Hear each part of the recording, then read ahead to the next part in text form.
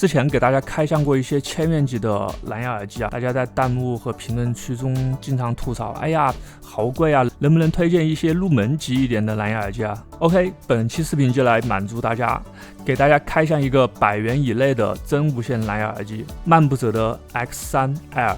参考这个价位啊，我通常考量耳机有3个方面。首先，佩戴必须要足够舒适，即使长时间使用，也不能造成耳朵疼痛不适。其次，音质必须扎实，不能因为100元的售价而在音质上做妥协。最后一点，它的延迟必须低，不能影响游戏体验。所以接下来我会通过这3点来聊一聊这款漫步者 X3 Air。这款耳机有2个配色，一款是雅灰，另一个就是这个白云。打开包装后，里面就是耳机本体、替换耳塞、Type A 转 C 的充电线、说明书以及保修卡。耳机和充电盒是分开包装的，耳机为全入耳式设计，整体造型类似于降噪豆，没有长长的小尾巴。耳机正面的 logo 处是一个触控的操作区域，对应不同的操作提供不同的功能。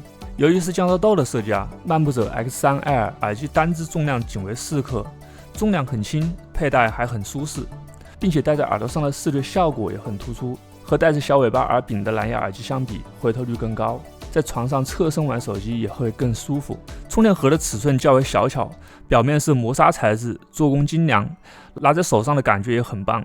充电口在盒子的背部，满电有25个小时左右的综合续航，其中耳机可以连续使用6个小时左右。另外，在体验上比较加分的一点就是漫步者提供了 App， 它的功能也十分强大，支持操控设置、切换 EQ、游戏模式的开关，甚至是修改配对名等。100元档的蓝牙耳机啊，由于成本控制，音质基本听得响就行。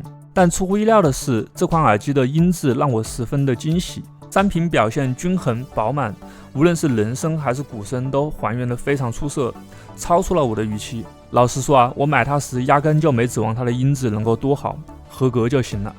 谁知道它给我的音质体验不像这个价格段该有的，它完全超出了我的预期。因为经常玩游戏的关系啊，所以蓝牙耳机的游戏延迟是我非常看重的一个指标。这款耳机支持蓝牙 5.3， 并且内置了游戏模式，开启后可以明显降低延迟。官方宣传的延迟最低只有 0.06 秒，也就是60毫秒。大家可以通过下面对比来亲自感受一下它的延迟表现。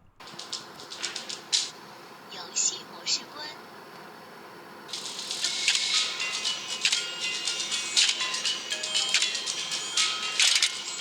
游戏模式开。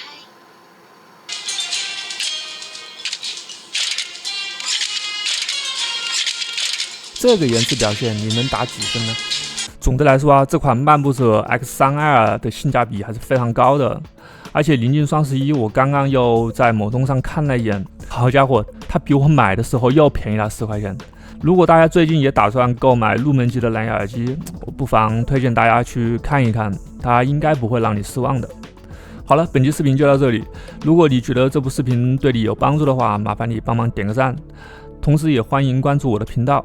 感谢大家观看，我是运小峰，我们下个视频再见，拜拜。